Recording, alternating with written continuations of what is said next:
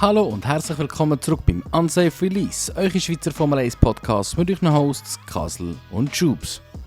In der heutigen Episode reden wir endlich über Bottas, Perez bei Cadillac, Zandvoort und Monza mit einer riesigen Diskussion natürlich am Ende über den Driver Swap. Ich wünsche euch ganz viel Vergnügen. Und somit starten wir gerade mit dem Elefant im Raum. Es ist ein News, wo eigentlich nicht mehr so neu ist, weil es noch vor Zandvoort tatsächlich bekannt gegeben worden ist, aber es ist auch, ich sage mal, eines der am schlechtesten behaltenen Secrets gewesen. In den letzten paar Monaten haben wir eigentlich alle schon fast gewusst, dass Bottas und Perez ganz, ganz gross im Rennen dabei sind bei Cadillac. Jetzt ist es mittlerweile offiziell confirmed. Ein sehr erfahrenes Driver-Line-Up. Ich greife ein bisschen vor und sage auch schon, Drittfahrer ist der Colton Herta. Einer, der in der IndyCar-Serie schon lange mit Cadillac gelinkt ist. Der arbeitet schon sehr lange mit ihnen zusammen und auch schon immer wieder gesagt hat, dass er gerne mal in die Formel 1 wird kommen. Dort einfach das mehr als Randinfo. Ich glaube, viel über ihn müssen wir nicht diskutieren. Wir haben schon mal ein bisschen von ihm gehabt in vorherigen Podcasts. Er wird nächstes Jahr, um sich ein bisschen trainieren zu gewinnen, Formel 2 fahren, was ich sehr, sehr speziell finde. Er wird mit Abstand der älteste sein in der Formel 2. Aber ich bin sehr, sehr gespannt, wie einer, der wirklich jetzt schon fast 5, 6, 7 Jahre Erfahrung in IndyCar hat und noch nie gross in Europa viel Erfolg hat, ja, wie der dann in der Formel 2 wird können fahren, wenn er sich dort rausschlägt. Bin ich mega, mega gespannt, aber ich denke für uns deutlich relevanter, nicht Testdriver, sondern wirklich die richtigen Fahrer, Bottas und Perez. Noch vorab, bevor ich so meinen Senf dazu abgebe, was ist so deine Meinung? Hat Cadillac richtig gehandelt mit diesen 2 Fahrern oder hätten sie vielleicht doch noch ein paar Jungs dazu holen? Was ist deine Meinung? Ich weiss, du wirst mich Schumacher sagen. Das ist schon auf den Lippen gelegen. Ja, nein, also grundsätzlich glaube ich, ist für so ein neues Team, das halt von null anfängt, sicher gut, dass man 2 erfahrene Fahrer hat, wo beide schon mal in einem Weltmeisterteam tätig sind. Und darum denke ich, ist das sicher schon mal ein guter Entscheid, dass man eben den Bottas und auch den Perez geholt hat.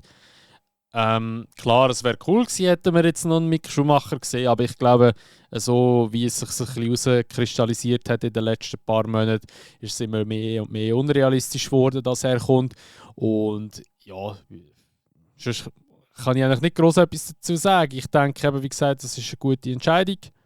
Und ja, mal schauen, wie das so wird. Ich hoffe einfach, dass beide Fahrer besser können beweisen, wie gut dass sie eigentlich sind. Also vor allem gerade der Perez. Ich meine, neben der Perez muss ich mich selber auch an der Nase nehmen.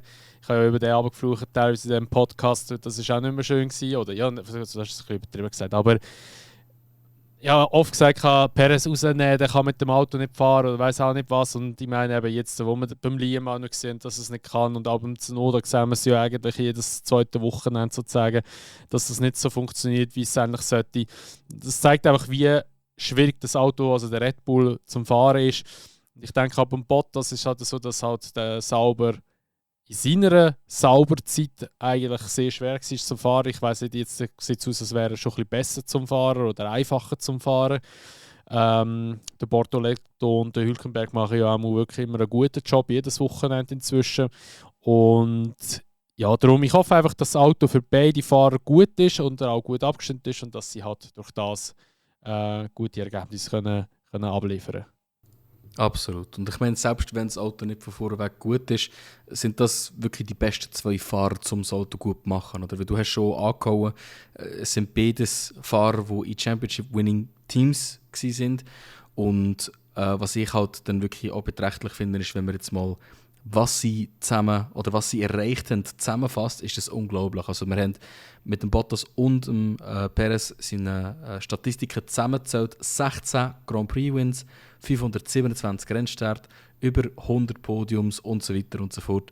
Also die bringen wirklich Speed mit, sie bringen sehr viel Racing-Erfahrung mit und von dem, was ich bis jetzt so gehört habe, sind sie halt wirklich auch hinter der Kulisse sehr, sehr gut. Sie können technische Sachen gut verstehen, können es gut beschreiben Und ja, man muss halt auch nicht zuletzt sehen, sie bringen beide auch monetär wirklich Vorteile. Der Valtteri ist unglaublich beliebt bei allen. Es gibt kaum einen, den er nicht gerne hat.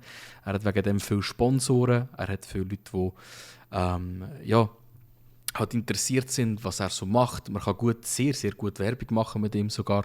Und beim Perez dasselbe. Der bringt natürlich Geld mit dem Carlos Slim, wo sich jedes Team immer gewünscht hat. Oder Perez hat schon fast immer können entscheiden, wo er einen will.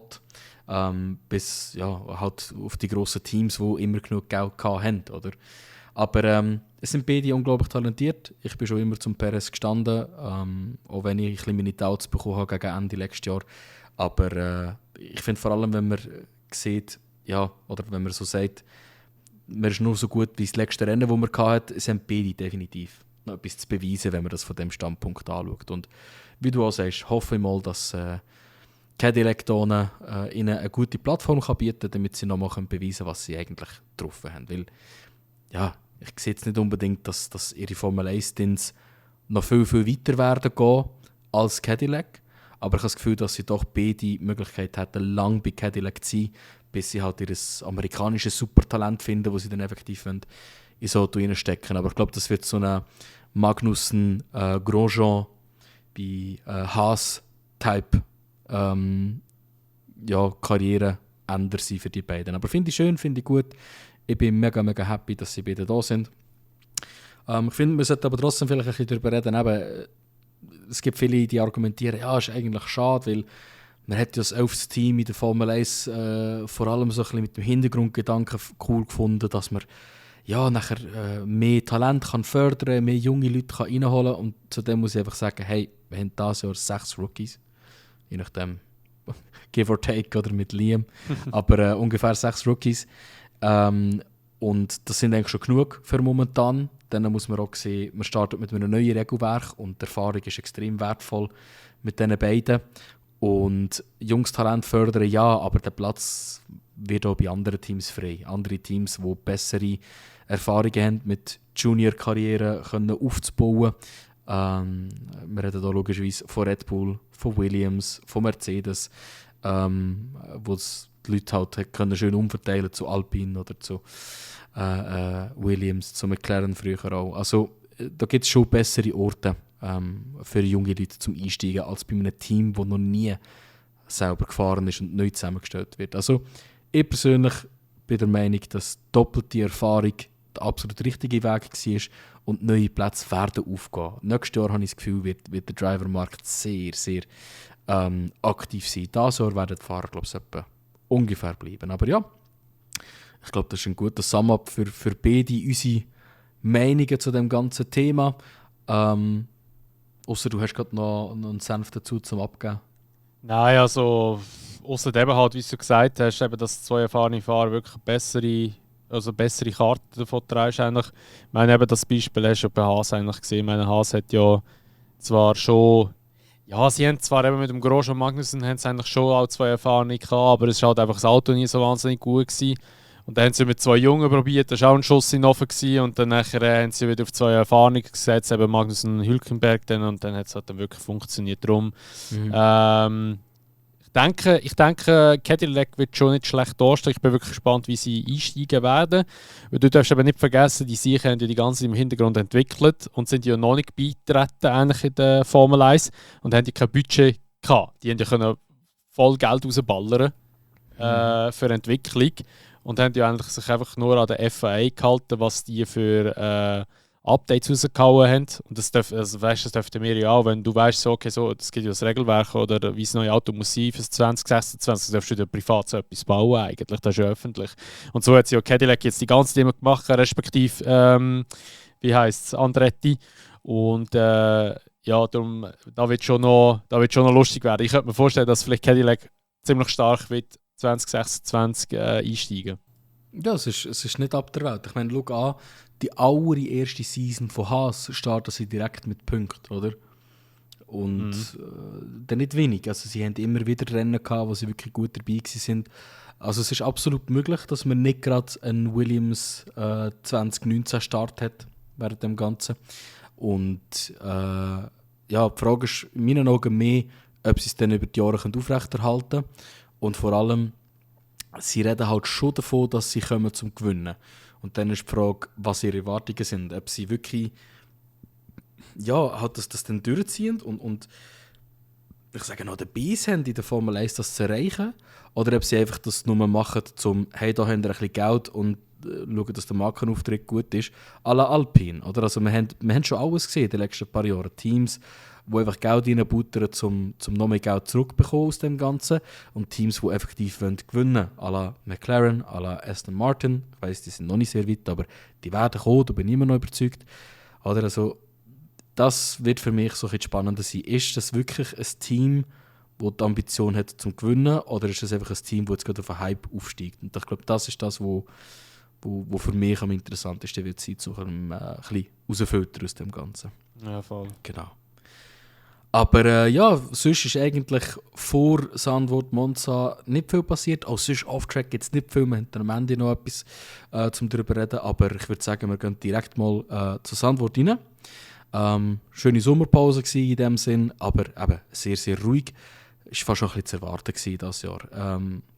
Grundsätzlich, Zandvoort, muss ich sagen, war eines der besseren Zandvoort-Rennen in meinen Augen. Wir hatten einen sehr, sehr, sehr coolen Start gehabt, mit ganz viel Fighting, vor allem vom Verstappen.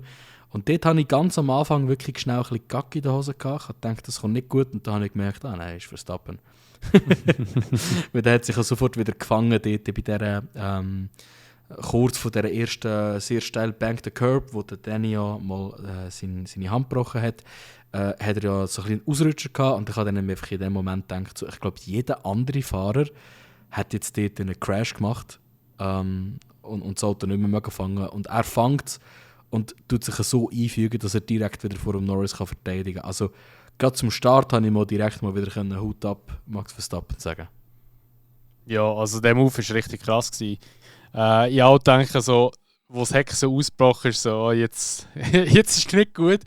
Aber er hat es doch noch wieder abgefangen, das Ganze. Und einfach allgemein, ich liebe es einfach, wenn der Max vorne nicht auf P1 startet, sondern eben so P2 oder vielleicht irgendwie, sonst irgendwie so hinten nachfährt. Und du siehst einfach, wie der sich vorkommt und das ist einfach immer eine Gefahr in jedem Rennen. Du darfst den Verstappen nicht abschreiben und das finde ich einfach so geil, aber da muss man ehrlich sagen, das kannst du irgendwie nur beim Verstappen auch sagen. Also ich würde jetzt mal so behaupten, klar, ein Hamilton dazu mal, wo der Mercedes-Ära, wo sie so hure stark waren, hast du auch immer müssen sagen, so, ja, der Hamilton darfst du halt auch nicht abschreiben, weil der, wenn er hinten startet, der kommt schon vor. Aber ich würde schon wirklich auch sagen, dort war es einfach halt auch, weil das Auto so richtig stark war die ganze Zeit. Und bei Max ist es halt einfach schon als Auto, das gleich nicht so schlecht ist, aber es ist halt einfach der Fahrer, der halt einfach auch hure viel ausmacht. Und das ist so lustig, mit dem zuzuschauen, seine Funksprüche und alles drum und dran. Und dass er eigentlich gleich in einem Auto fährt, wo ja, wenn wir jetzt halt im Vergleich zum Yuki schauen, wo wahrscheinlich wirklich so die Average Pace wäre, sage ich jetzt einmal, vielleicht ein bisschen weniger, vielleicht ein bisschen drunter. Was einfach der Verstappen-Effekt ist einfach so krass jedes Mal. Und, also ich meine, ich bin ja auch nie ein grosser Verstappen-Fan gewesen, aber jetzt wirklich, vor allem jetzt dieses Jahr, wo er halt nicht mehr die ganze Zeit gewinnt und einfach hinterher nachfährt und seine Interviews und alles, was er gibt, er ist einfach schon, dort ist er schon ein hure geiler Sieg. Er fährt einfach mit, weil er Spass hat, das merkst du einfach. Und ich glaube, so zu fahren ist für ihn viel amüsanter als einfach da vorne wegfahren. Also, so schätze ich ihn jetzt ein. Und es macht einfach, ja, es macht auch wirklich Spass, dem zuzuschauen. Und ich bin gespannt, jetzt macht er das Wochenende. Also, wir haben jetzt den 11. September gerade. Er macht jetzt da Wochenende, macht er irgendwo an der Nordschleife irgendwo mit. Irgendwie so GT3-mäßig irgendetwas, aber ich weiß nicht ja, ganz genau was. Also es ist, wenn ich es richtig in Erinnerung habe, ist es WEC selber. Ich war jetzt gerade am Googlen. Nein, WEC fährt doch nicht an der Nordschleife. Nein, GT World Challenge Sprint 19. September bis 21. September. Das Wochenende. Und das ist halt einfach ein Endurance-Rennen auf jeden Fall. Ja. Ja. Bin ich aber der fährt er mit, bin ich auch gespannt, wie er fährt. Ob er jetzt vielleicht auch wieder unter Franz Herrmann an den Start geht, sei dahingestellt. Ich denke es ist mal nicht. Nein. Aber ich finde es geil. Er macht eben andere Rennsport oder Rennklassen macht er jetzt einfach mit und fährt dort ein bisschen. Und er macht das ja wirklich alles, weil er halt einfach Spass daran hat. Und das finde ich geil. Ja, das ist halt eben, das ist einfach, Verstappen ist ein Racer durch und durch. Also das ist einfach seine Welt und wie du sagst, ich glaube einfach, das überdimensionale Interesse an Racing macht halt nachher schlussendlich aus, dass er so gut ist. Oder er kommt heim, er fährt Simracing. Wenn er nicht Simracing fährt, geht er irgendwie das Auto mal probieren, dann dort, dann tut er mal für sein Verstappen Racing Team etwas testen. Und ich glaube, du kommst mit der Zeit einfach ein anderes Gespür über für Autos, wenn du so viele verschiedene Autos und so viele verschiedene Rennkategorien versuchst zu fahren. Oder? Und ich glaube, wegen dem hat er einfach das gute Gespür. Oder man sagt immer wieder von Formel 1-Fahrern, ja, das ist nur noch eine Verlängerung von deinen Armen und deinen Beinen, ein Rennauto. Und ich glaube, bei keinem Fahrer trifft das mehr zu als beim Verstappen. Ja. Und du hast gerade angesprochen vorhin, mir ist eine spannende Frage in Sinn gekommen dazu. Hamilton-Verstappen-Vergleich. Denkst du, wir nehmen jetzt Verstappen und er hat den Ferrari-Vertrag unterschrieben. Hat der Verstappen mehr Punkte dieses Jahr als der Hamilton, wenn er in seinem Sitz wäre? Ja. Wow. Also meinst du, hat der Hamilton Biss verloren oder ist es einfach, weil der Verstappen so viel besser ist? Ich sage einfach, der Verstappen ist der bessere Fahrer, ja. Krass. Die Frage ist halt einfach, ist der Verstappen... Also du musst halt so anschauen, der Verstappen ist halt wirklich so 22, 23, ich würde jetzt noch sagen 24 ist halt der Verstappen auch in seiner Prime. Ist er... Der Hamilton ist ja in seiner Prime inne, der ist draussen. Das ist so. Ist der Verstappen Prime gleich gut wie ein Hamilton in seiner Prime? Und das ist halt hure schwierig immer zu sagen, weil es sind andere Fahrzeuggenerationen. Eben, wir haben jetzt die Grounding Era da, wo halt einfach der Verstappen so stark war, wo der Hamilton schwächer war. Aber bei der alten Generation, wo sie hatten, die breiten, bulligen Autos, ist der Hamilton richtig stark gewesen. Aber man muss eben auch dort schon wieder sagen, der Verstappen ist auch dort schon hure stark im Red Bull immer. Und darum, ich würde sagen, overall würde ich inzwischen schon behaupten, ist der Verstappen stärker als der Hamilton in der Prime. Also wenn du beide Prime nimmst, würde ich sagen, ist der Verstappen stärker, auch wenn er jetzt 4 WM-Titel hat, also respektive eigentlich 3, aber er ist stärker, würde ich sagen, overall.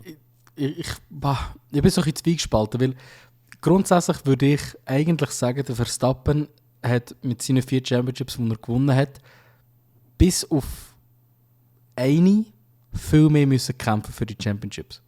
Also über 23 will wir gar nicht diskutieren. Das war ein Geschenkter. Dort hat auch ein Leclerc damit gewonnen, auch ein Norris hat mit dem Auto Championship gewonnen. Ja, wenn kein Verstappen gewesen wäre, wäre es ein Perez geworden, schlussendlich, ja. So in die Richtung. Absolut. Aber wenn ich jetzt das 24 anschaue, das hätte er gerade so gut können verlieren mit ein paar schlechteren Performances. Er hat aber einfach immer den zweiten geholt, wenn er nicht gewonnen hat. Mit und der Norris hat 22 und 21 hat er doch schon noch ein bisschen dafür kämpfen. Vor allem das 21. Ja, das 21, ja. Unglaublich. Und 22, ja, hätte eigentlich auch müssen mehr kämpfen, wenn Ferrari ihm das Ganze nicht so einfach gemacht hätte. Genau. Also dass er 22 gewonnen hat, ist Ferrari ihr verschuldet. Da bin ich überzeugt. Ja. 100%. Würde ich auch schon sagen. Also ist Leclerc Zweiter geworden? Nein, der Perez ist der Zweite dann geworden, glaube ich. Oder? Ja. Also wenn ich es richtig in Erinnerung habe, haben sie es eben knapp nicht mehr verteidigen in den letzten 2-3 Rennen. Ich weiß es gar nicht. Oder sogar im letzten. Oder mal. Könnte man mal fact-checken. Auf jeden Fall, was mich eben doch wieder ein bisschen in Richtung mal Hemi ist eigentlich schon der bessere Fahrer dürft, ist okay, der Hemi hat über längere Zeit ein dominanteres Auto gehabt. Nicht ganz so dominant wie Max in 23er-Karre. Aber wenn man, 4 Rennresultate würde ändern, wäre der Hamilton 11-facher Weltmeister. Und das ist das, was mich halt doch wieder auf die Dinge überbringt. Okay, wenn du ein schnelles Auto hast, musst du dann trotzdem die Resultate liefern. Ein Bottas zum Beispiel hat es ja auch nicht geschafft. Wobei, ich finde, ein Bottas-Hamilton-Vergleich ist ähnlich wie ein Verstappen-Perez-Vergleich. Nur ist dann nicht so viel aufgefallen, weil halt die Differenz grösser war zwischen den Autos. Ich würde sagen, dass bei Mercedes ist schon mehr so gewesen, dass wenn der Bottas ist schon immer mehr mit vorne noch gefahren. Also weißt, er ist jetzt nicht Spitze gewesen, also zwischen Hamilton und Sepp sind schon immer die zwei wirklich nochmal einen rechten Sprung voraus gewesen. Aber dann ist schon gerade der Bottas gewesen. Und beim Perez wirklich so jetzt gerade 24 und so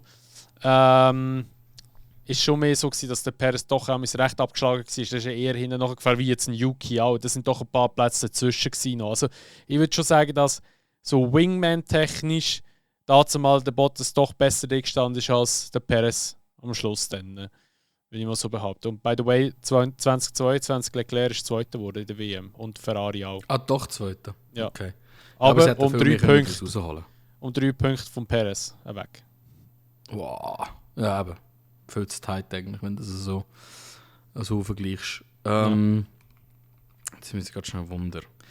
Ich bin einfach so in der Auffassung, dass die durchschnittliche Zeit zwischen Bottas und Hamilton nicht viel anders ist als Bottas zu Hamilton nicht viel anders ist als Verstappen zu Perez, nur ist das Field eigentlich viel näher aufgerutscht. Ich habe gehofft, ich finde gerade Daten dazu, aber ich finde nicht.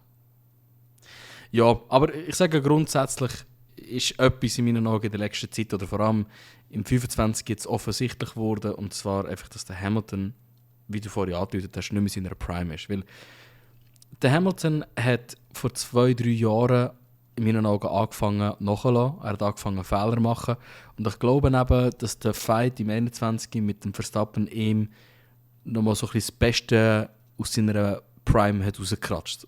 So. Also, er hat dank dem Verstappen noch in seine Prime können erreichen, aber ich glaube, der Hamilton kommt nur in seine Prime oder fährt nur gut, wenn er weiss, er kann gewinnen. Weil das ist das, was er von vorne weg könnte. Er ist in die Formel 1 reingekommen und hat gerade gewinnen und dann hat er den Base zum Gewinnen. Und ich glaube, wenn er merkt, das Auto ist nicht genug gut zum Gewinnen, fährt er nicht so gut. Und ja, es ist halt einfach evident, mit so Fehlern, wie bei ihm halt im Sandwort zum Beispiel passiert sind. Er ist ja dort, nach etwa 20% vom Rennen oder so, hat er selber einen Fehler gemacht. Er hat einen Oversteer gehabt, hat nicht zu fest korrigiert und ist dann knapp in die Bande reingeprasselt. Das ist sehr hart eigentlich, weil ein paar Meter weiter vor und er wäre nicht in die Bande reingerasselt. Aber es ist passiert und es ist halt leider nicht der erste Fehler, wo wir von ihm sehen dieses Jahr. Wegen dem, ja, was haltest du von seiner Performance im 25 und auch von dem Fehler jetzt dort in Sandwort? Sorry, ich bin noch schnell kurz da am Schauen, ob ich etwas finde. Ich habe noch so eine Anpassung zugelassen. Alles gut. Also Hamilton und Bottas, ich habe ChatGPT gefragt. Raussuchen. Also er schreibt mir jetzt da, dass die zeitliche Differenz zwischen dem Hamilton und dem Bottas zwischen 2017 und 2021, also die zwischen ihnen die Zeit, die sie gefahren haben, hat er gesagt, es variiert zwischen 10 bis 25 Sekunden. Es ist schwierig, das wirklich zu sagen. Okay. Aber ich denke mal, wenn jetzt so der Durchschnitt nimmst, bist du etwa so bei 12,5 Sekunden, weißt du? Sagen wir jetzt mal das. Und wenn ich so schreibe, bei Verstappen und Perez, wann ist Perez reingekommen? 2021 bis 2023? 23. Schauen wir mal, was er da macht oder was er da sagt. Das Ding ist, das Rennen ist immer hure schwierig, weil du noch halt aufgehalten wirst von den anderen Autos. Da schreibt er aber jetzt, 2021 ist durchschnittliche Differenz. In der Saison 21, das ist krass. In der Saison 21 war es 29,98 Sekunden gewesen. Boah! Und im 22 war es 11,9 Sekunden gewesen. Aber 22 ist eben halt der Perez auch wieder stärker gewesen. Und im 23 hätte er keine verlässliche Quelle können finden. Wenn man die Werte sind.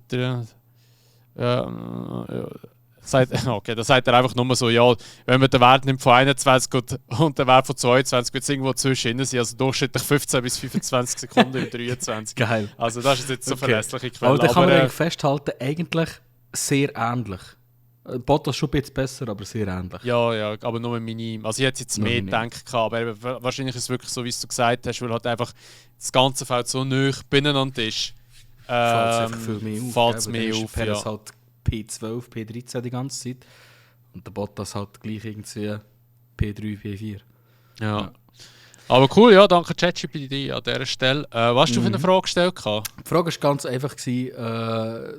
Hamilton DNF, es ist mir darum gegangen, was haltest du generell von seiner Performance dieses Jahr? Denkst du auch, dass das jetzt offiziell zeigt, dass er wirklich nicht mehr so gut fährt?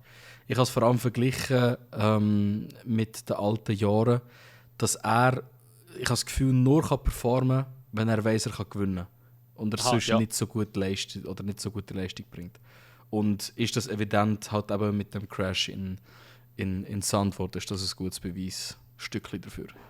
Ja, wir haben ja vorher schon ein bisschen also ich habe vorher schon angedeutet vor der Aufnahme, eben der Fehler in Zandvoort, den er gemacht hat, ist ja eigentlich wirklich ein Fahrfehler und eigentlich ein Fehler, wo jetzt einem, der so erfahren ist, nicht unbedingt passieren, eben, dass man eigentlich auf eine angemalte Stelle auf der Strecke fährt, wo halt logischerweise, wenn es nass ist, rutschig ist.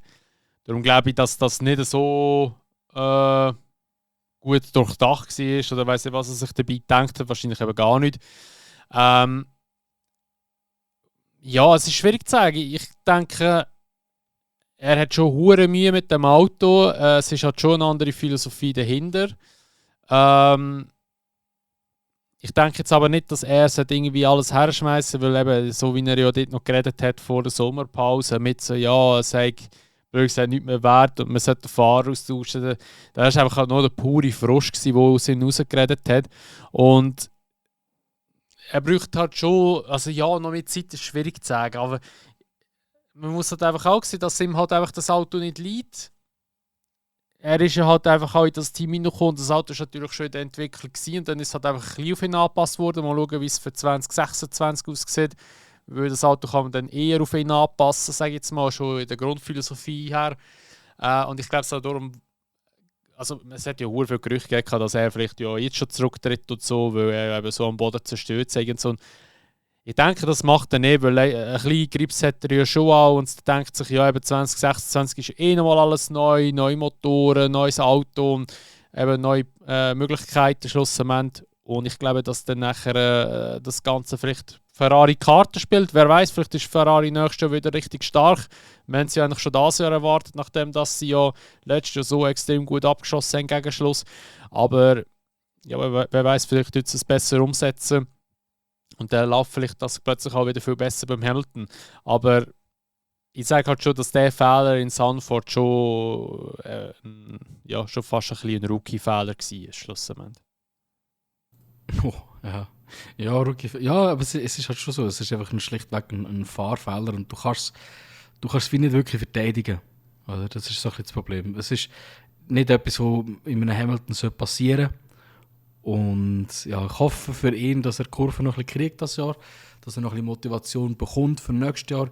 Aber also ich bin ganz ehrlich, ich glaube, wenn nächstes Jahr sich mit dem neuen Regelwerk herausstellt, dass Ferrari nie ist, dass ihm das Auto immer noch nicht passt, ich glaube, dann wird er, wenn nicht nur eine Auszeit nehmen, vielleicht sogar einfach ganz sich zurückziehen von der Formel 1. Weil er hat fast alles erreicht, was man erreichen kann. Fast. Ja. Also ich denke auch, dass er, wenn er aufhören kommt er auch nicht mehr zurück. Also das ist das definitiv so. Ja, aber das Ding ist, ich glaube, was ihn momentan einfach noch treibt, ist der Frust, dass der Max Verstappen ihm das weggenommen hat oder der FIA ihm das weggenommen hat. Alles erreichen, was man noch kann. Und wenn dich nur noch Frust antreibt, weiss ich nicht, wie viel Bock er hat, nochmal zurückzukommen, wenn er jetzt aufhören wird. Das sehe ich schon auch. Von dem her, ja, wir sind mal gespannt, was dort so passiert. Schlussendlich bin ich immer noch der Meinung, von dem, was ich das Jahr gesehen habe, der Ersatz oder der Sainz rauszunehmen, ist die falsche Entscheidung gewesen und das zeigt sich einfach immer wie mehr. Aber ja, ist wie es ist. Der Sainz selber hat in Zandvoort auch nicht das optimales Rennen gehabt. Generell finde ich, er fasst irgendwie nicht so Fuß, nicht unbedingt bei Williams, sondern einfach wieder halt hinten zu sein. Auch wenn Williams das ein gutes Jahr hat, aber er ist in sehr viel Incidents einfach dabei, wo halt nicht so gut sind für ihn. Gibt das Rennwochenende in Zandvoort und es gibt im nächsten, wo wir besprechen werden, auch wieder einen. Bei Zandvoort war es jetzt ja der Crash mit dem Lien gewesen. Und du hast ja vorhin die Race Highlights noch geschaut, ich habe es nur so passiv geschaut. Kannst du uns nochmal schnell durchführen, was genau ist passiert bei dem Incident zwischen Sainz und dem Liam? Ja, also es ist schlussendlich eigentlich so gewesen, dass der Sainz wollte beim Liam vorbeiziehen in der Turn 1 innen. Das ist eigentlich so eine, ja, kann man sagen, so eine 180-Grad-Kurve. Also ihr wisst ja jetzt hoffentlich alle mal, wie Zandvoorts Layout aussieht. Und dann nachher ist, also es hat schon Platz links gehabt, also der Sainz hätte schon können überziehen, aber er ist eng geblieben. Und der Liam, der ist natürlich ein bisschen weiter rausgekommen und dann hat es eine Berührung gegeben, wo nachher im Liam gerade das Rad abgezogen hat hinten. Und Sainz hat, glaube ich, auch irgendwie noch Damage gehabt. Der Sainz hat nachher ein Penalty bekommen für da. Respektive, er hat ja, glaube ich, sogar nachher das Auto retired, meinte ich. Bin aber nicht ganz sicher. Weil das in den Highlights eben nicht mehr drin war. Jedenfalls, es hat eine Penalty gegeben. Ich weiss, er hat ihn abgesessen. Die Problematik ist halt einfach dass das Ganze ist halt ja, nicht so wahnsinnig fair gegenüber dem Sainz, kann man sagen, weil die Stewards haben ein bisschen gegen ihn entschieden, weil man hat eben gesagt hat, so, ja, er hätte aussen noch mehr Platz gehabt, wieso hat er nicht aufgetan. Hingegen kann man auch sagen, ja, wieso hat der Liam überhaupt rausgezogen dort. Also, es ist so ein bisschen dafür und dawider. Schwierig, da so eine Meinung zu bilden. Ich persönlich, wenn ich jetzt bei den Stewards gehockt wäre oder so, wenn man den Vorfall anschaut, ich hätte dem jetzt einfach ein Racing-Incident hätte ich das gewertet gehabt. Also einfach halt ein Rennunfall, aber nicht irgendwie eine Partei bestraft. Schlussendlich hat die Stewards haben es anders gesehen und Williams sieht es halt immer noch ein bisschen anders. Die haben ja ein Right of Review eingeleitet.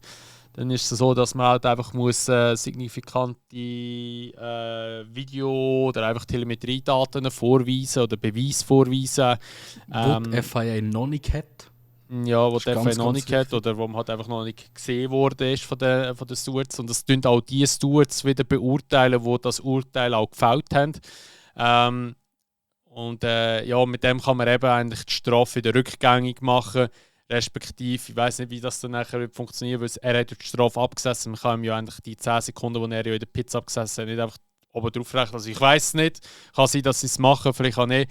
Jedenfalls, es ist eingeleitet worden und das Ganze wird jetzt dann, ich weiß nicht, wenn es genau angeschaut wird, ob es gemacht wurde, ich glaube es nicht, weil sonst hat man schon lange etwas gehört, also das Urteil ist noch nicht gefällt worden, aber in der Regel ist es ja eigentlich so, dass wenn ein Right of Review kommt, dass da eigentlich nicht groß noch etwas geändert wird. Also ich kann mich nicht erinnern, dass man irgendwie im Nachhinein gesagt hat, mal eine Fehlentscheidung von den Stewards. Wir rudern jetzt wieder zurück. Also es ist gut möglich, dass da gar nichts passieren wird. Ja, und ich meine, weißt, das Problem ist halt auch, was willst du denn noch machen? Das Rennen ist vorbei. Er hat die Strafe bekommen und er ist wegen dem jetzt hinter dem Liam. Da kannst du nichts mehr dran machen. Also der Schaden ist passiert. Kompensation von Geldes wegen oder so bringt einen feuchten Scheissdreck. Ja, also keine Ahnung. Ich finde einfach, jetzt mal von dem Incident abgesehen, in den letzten paar Jahren hat sich das in meinen Augen nicht in eine gute Richtung entwickelt. Wenn ich vergleiche, wie es 2018, 2019, 2020 funktioniert hat, dann ist das irgendwie viel flüssiger gewesen. Wenn man etwas nicht gut war, hat man das irgendwie relativ schnell können lösen, meistens noch vor Rennende, vor Quali-Ende. Oder vielleicht ist es einfach nur meine Impression, vielleicht habe ich das dann anders wahrgenommen, ich weiß es auch nicht. Aber ich habe wirklich das Gefühl, dass das heutzutage alles immer zu langsam geht und wir einfach zu oft Rennen haben, wo nach dem Rennen noch entschieden wird, oder? Mhm. Und das finde ich einfach irgendwie so schade, dass man immer in dem Sinn nach dem Rennen sich nicht ganz sicher ist, ja, ist wirklich das Endresultat oder nicht. Jedes Mal, wenn irgendwie ein Incident ist. Und gerade dieser Incident selber, da finde ich also ganz klar, das ist ein Racing-Incident. Das ist nicht optimal, es ist aber nicht optimal gewesen für beide. Beide haben den Schaden davon getragen. Von dem her finde ich das einfach, ja, ist das nicht recht gelaufen. Ich habe gerade schnell geschaut, noch die DNF hat keinen von beiden tatsächlich. Es ist nur die beiden Ferraris und der Lando gewesen. Aber ja, ich glaube, so viel zum Liam und Sainz Incident. Ich würde sagen, wir gehen gerade zum nächsten Ferrari, der DNF hat. Da haben wir ein wunderschönes Meme daraus bekommen, der Taliban Tonelli. Finde ich super, das Meme. Ist genial. Hast du sicher auch schon gesehen, wie Ja. so fährt, nachher mit der arabischen Musik im Hintergrund. Ja. Super. Das ist wirklich geil. Aber ja, was soll ich sagen? Man merkt die Unreife von Antonelli. Ich glaube, das beschreibt eigentlich den ganzen Incident sehr gut. Es ist aber nicht so, auch da wieder, dass man unbedingt hässig muss auf ihn sein wegen dem. Es ist schon auch ein Racing-Incident, aber mit Verschuldung von Antonelli. Würde ich jetzt mal so behaupten. Und auch der Leclerc war ja gar nicht hässig gewesen. Er hat gesagt, er versteht es, er hat das auch probiert, vor allem wenn er so jung in seiner Racing-Karriere ist. Also er hat auch dort sehr viel Verständnis gezeigt und das finde ich schon richtig so. Schade für Ferrari. Liebe Ferrari-Fans, ich hoffe, ihr habt euch wieder erholt. Es tut mir recht leid für euch. Aber es ist halt eine Story wie immer. Gell? Das ist halt das typische Ferrari-Wochenende, wo nichts richtig läuft. Und ja, was willst du machen? Aber ich finde, der Incident ist jetzt halt ein typischer Unfall, der halt passiert in so Szenen. Ja gut, also der Kimi ist ja dort aus der Box rausgekommen und hat ja eigentlich so ein bisschen... Hat ja ein bisschen den Undercut hat er ja gehabt wegen dem. Und ich glaube, es hat einfach versucht gehabt... Oder ist Leclerc aus der Box? Ich weiß es gar nicht mehr. Leclerc oder Kimi aus der Box gekommen? Leclerc aus der Box gekommen. Ist Leclerc aus der Box gekommen? Ja, könnte sein. Jedenfalls, man hat auch gemerkt, also, der Kimi wollte einfach jetzt nicht, dass der Leclerc vor ihm ist. Und hat probiert es jetzt einfach gerade, wenn er schon nicht vielleicht gerade mit dem rechnet. Ja, was soll ich sagen? Grundsätzlich ja, es ist halt so ein kleiner Rookie-Fehler auch wieder, kann man sagen, wie beim Hamilton. Aber es ist halt einfach einerseits mega schade für Ferrari, ein Noller geholt dort. Und ich meine, der Leclerc hat nachher das ganze Rennen dort einsam und verlassen in diesem Naturschutzgebiet verbringen. Der hat ja nicht abgeholt werden, weil dort kein Gefährt reinfahren darf. Es sind aber ein paar geile Shots dabei rausgekommen. Ja. Das war cool, wenn er dort oben gepackt ist. Das war so lustig. Ja, auch einfach so dort müssen das Rennen zuschauen. Wie asozial sein Hure oft gezeigt hat, wie er dort muss hocken und zuschauen und so. Vor allem, ich habe es richtig krass gefunden, der eine Rennposten hat ihm ja sein Handy in die Finger gedrückt, dass er das Rennen weiterverfolgen kann. Das ist richtig gesehen, wie er aber so das Handy an den Kopf tut, um zu hören, was passiert und so. Er hat dem Crofty zugelassen wahrscheinlich dort. Ja, wahrscheinlich schon, ja. Ja, aber jedenfalls... also ich sehe es einfach so, es war komplett dem Antonelli sein Fehler gewesen. Mhm. Definitiv, in meinen Augen, weil er war einfach nie in der Position gewesen, um ihm irgendwie zu vorbeiziehen. Er hat einfach in der Stellankurve innen probieren. Klar, man kann natürlich jetzt auch wieder sagen, so, ja, der Leclerc hat sich so irgendwie ein bisschen gesehen haben, oder weiss nicht, vielleicht hat er es einfach wirklich nicht gerade gesehen, der Leclerc, dass er kommt, keine Ahnung. Ich finde es auch sportlich vom Leclerc, dass er sagt, hey, okay, look, es kann passieren, ich bin jetzt eben nicht böse oder so. Aber man muss halt schon sagen, dass das im Antonelli sein Fehler war. Kimi ist aber noch bei Ferrari entschuldigen, ist dann nachher zu ihnen gegangen. Nach dem Rennen. Ja, ich finde es von beiden wirklich ein Class Act. Aber es ist halt, bei Antonelli habe ich persönlich auch noch ein bisschen mehr Geduld als mit vielen anderen Fahrern. Weil ja, er hat halt extrem wenig Erfahrung im Open Wheel Racing. Er ist vom Karting in die Freca, von der Freca in die Formel 2 und dann direkt in die Formel 1. Und ja, finde ich, ist zu wenig Zeit, wenn du nicht Max Verstappen bist. Und ich glaube, das enthüllt sich halt wirklich leider, dass der Kimi nicht ein Verstappen ist. Ich habe das lange von ihm gehalten. Aber da müsst ihr jetzt wirklich langsam Kurve kriegen, dass wir das von ihm auch sagen können. Aber ja, absolut im Antonelli seine Schuld. Was ich noch beträchtlich finde, ich weiss nicht, das habe ich einfach so noch nie gesehen, ist, wie der Frontflügel kaputt gegangen ist. Er hat einfach ausgesehen, als ob er normal drauf gehalten wäre. Ja. Habe ich einfach lustig gefunden. Keine Ahnung, wie er so dick war, kleine Nase. Hat irgendwie lustig ausgesehen. Das ist so, ja.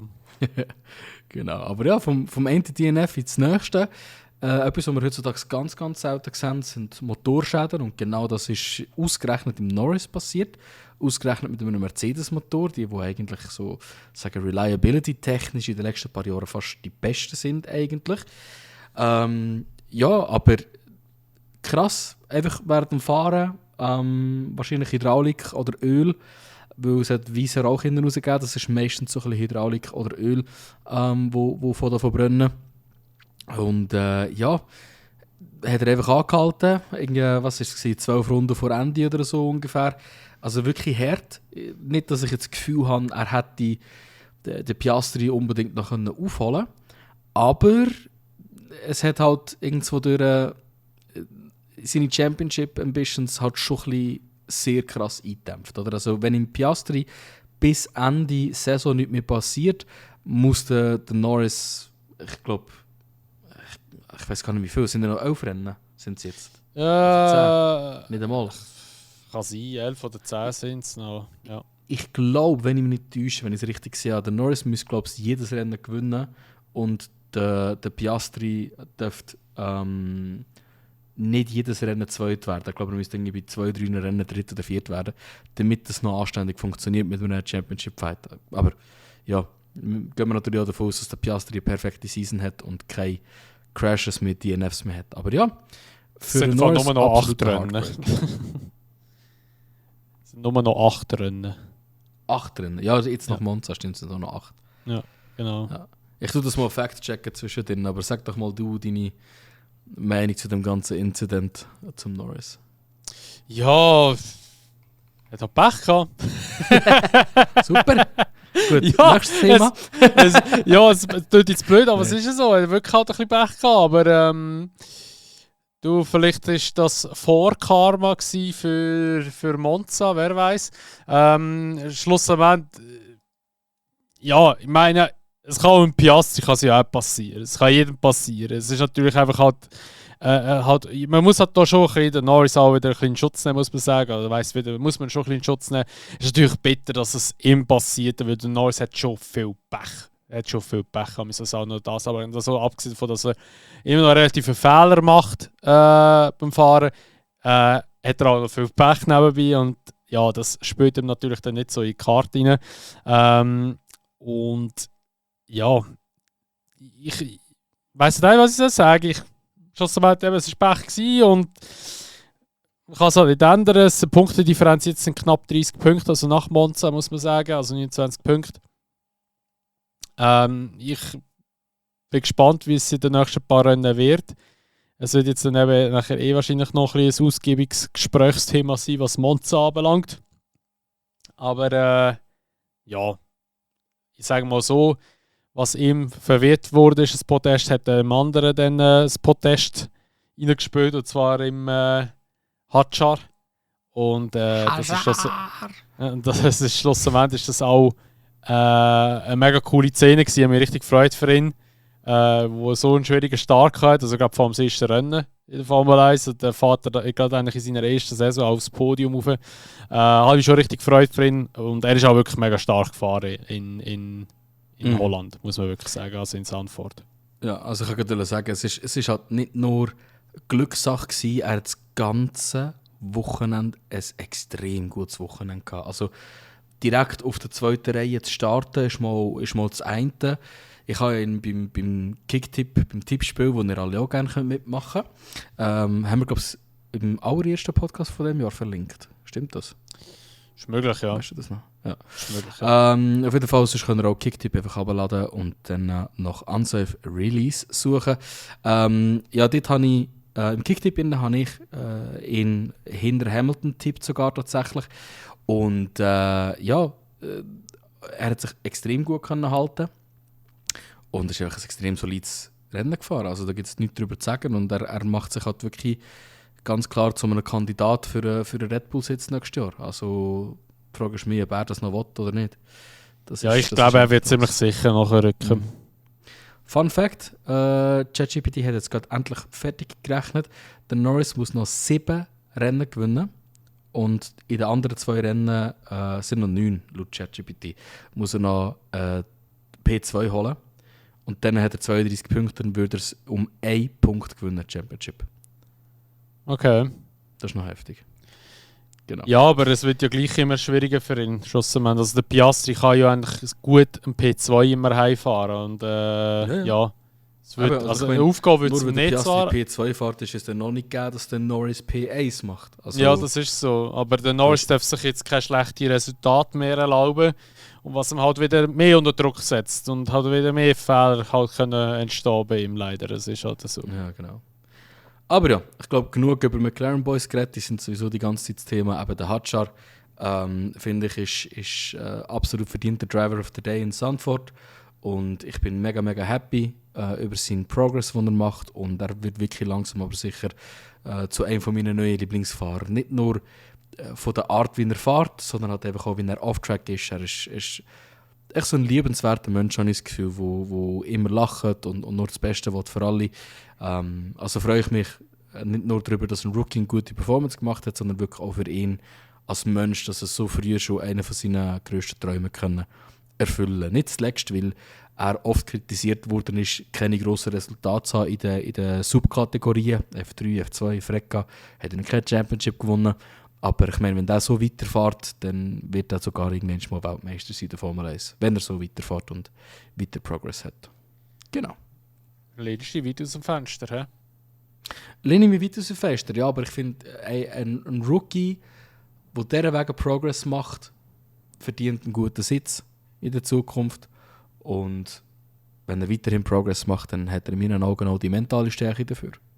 Ja, aber weißt du, es ist halt einfach wieder das Ding, halt, dass der Racing Bull die Performance gut und dann kommen sie Red Bull rein und dann ist wieder, wieder alles anders. Also, darum, da lehne ich mich nicht mehr so aus dem Fenster raus. Ja, aber ich sage auch, also gang nicht zu Red Bull. Ja, das ist so. Ja, gang lieber zu einem anderen Team. Von Mercedes, McLaren, Ferrari bekommst, aber gang nicht zu Red Bull. Ja, definitiv, ja. Ja gut, ich glaube, das Antwort haben wir mehr oder weniger abgeschlossen. Yes. Hast du noch irgendetwas Wichtiges darüber? Nicht, ja? No, alles gesagt, was gesagt werden muss. So wie Zandvoort gestartet hat, mit einem richtig geilen First Lap Battle, hat auch Monza gestartet. Das war sehr, sehr cool gewesen. Wir haben einen Leclerc gesehen, der wirklich versucht hat, was er können, um irgendwie auf dem Podium zu bleiben. Wir haben einen wunderschönen Freeway-Fight gehabt, oder eigentlich war es ein Four-Way-Fight fast gewesen, zwischen den ersten 4 Positionen und ein richtig, richtig bissiger Max Verstappen vom Feinsten. Schon vorweg wollte ich hier noch direkt sagen, das ist eines von Verstappen seine besten Rennen gewesen. Ich würde sagen, sicher das beste Rennen von diesem Jahr. Aber wenn du in Betracht ziehst, wo der Tsunoda gefinisht hat, wenn du in Betracht ziehst, wie schlecht das Auto bis jetzt generell war, diese Saison, und dass er nachher 20 Sekunden vor allen über die Ziellinie fährt, absolutes Chapeau. Das war ein unglaublich gutes Rennen von ihm, das eben, wie ich schon angedeutet habe, mit einem sehr, sehr coolen Start angefangen hat. Ja, also ja, in Monza hat man halt einfach wieder gesehen, dass der Max Verstappen halt der Max Verstappen ist und einfach gefahren ist, wie halt ein Weltmeister muss fahren oder fahren sollte. Und ich habe es einfach so geil gefunden, wie er einfach den Norris so durchgenommen hat am Anfang, wie er einfach am Start so ein bisschen Rasen geschickt hat. Dann nachher hat er Kurven dort ein bisschen gehabt und er hat wirklich so einen klassischen Verstappen-Move gemacht, hat sich aussen rum, also der Lando war schon innen, hat sich dann aussen rum reingebremst, dass er eigentlich vorne war und dass er dann off-track geht, dass er müsse von der Strecke gehen, weil es Forcing Another Car off Track ist und dass er könnte eigentlich Position halten. Und dann ist aber der gleiche Call vom Team so, hey, ja, lass ihn führen und so, es ist, gibt eine Strafe.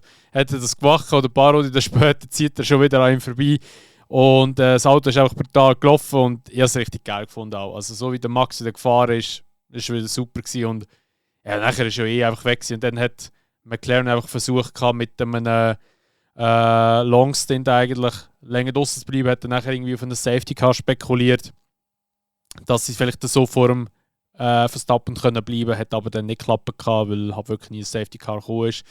Aber es ist wirklich sehr geiles Rennen gewesen für ihn oder auch zum Zuschauen. Ist mal auch wieder ein bisschen schön gewesen, sagen wir mal, Verstappen zu gewinnen gewesen und auch mal wieder Dutch Anthem am Schluss zu hören. Ja, absolut. Das ist fast eine Abwechslung. Es klingt komisch zu sagen, nachdem wir so viele Jahre hatten mit Verstappen-Dominanz. Aber es ist eigentlich eine schöne Abwechslung. Und ich finde immer Race-Wins, wo sich der Fahrer den Win wirklich erkämpft hat, finde ich wirklich besser. Klingt auch wieder komisch, wo er 20 Sekunden voran ins Ziel gekommen ist. Aber er hat sich den Race-Win wirklich erkämpft. Der Progress über das ganze Wochenende. Er ist bis Ende Qualifying, bis Start Rennen nicht der Favorit gewesen, zum zu gewinnen. Und ja, wie du schon gesagt hast, das zeigt einfach, seine Qualität. Ja. Dann relativ kurz darauf ab, nach dem Start, nach dem ganzen Gefeiten, das sie hatten, wo wirklich sehr, sehr cool war, ja, hat es dann noch einen kleinen Kontakt gehabt zwischen Liam und dem Tsunoda.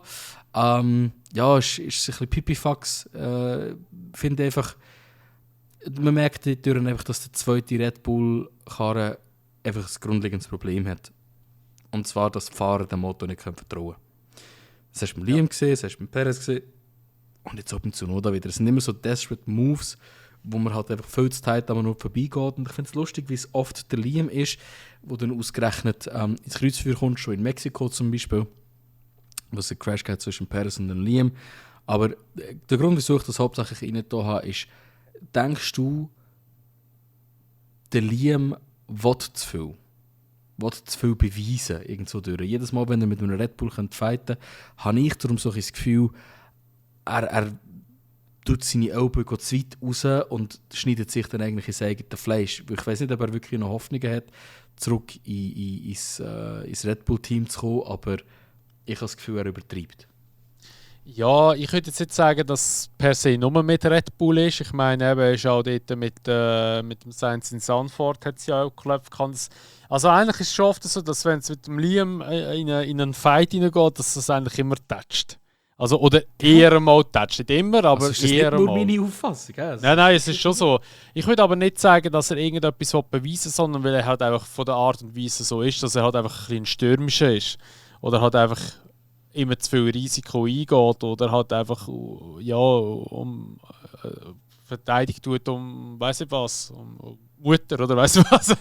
Also weißt du, ich weiß auch nicht, aber ich denke halt einfach, dass er ein bisschen too much ist, teilweise in den Zweikämpfen und es mehr Sinn würde machen, wenn er sich vielleicht eigentlich mehr zurückhalten, um halt einfach ein besseres Ergebnis rauszuholen im Nachhinein oder dass sich vielleicht nochmal etwas anderes würde ergeben. Mhm. Ja, also ich glaube, es ist safe to say, wenn Formel 1 Proximity Chat hat, wie der Alex Albon das ja gerne mal gewünscht hätte in einem Da wäre Interview, etwas, weißt du. würde man glaube ich am meisten im Liam seinen Namen hören bei Zweikämpfen. Das ist so, ja, das Video habe ich auch gesehen. Das wäre wirklich ganz geil. Ja, aber so wie es bei Tsunoda und Liam gerebelt hat und etwas in dem Sinn wieder mal kaputt gegangen ist, Tsunoda hat gar keine Freude gehabt übrigens, der hat gesagt, it was unnecessary, oder so etwas. Ja, es hat etwas anderes noch ein bisschen nachgelassen, nämlich im Alonso seine Radaufhängung.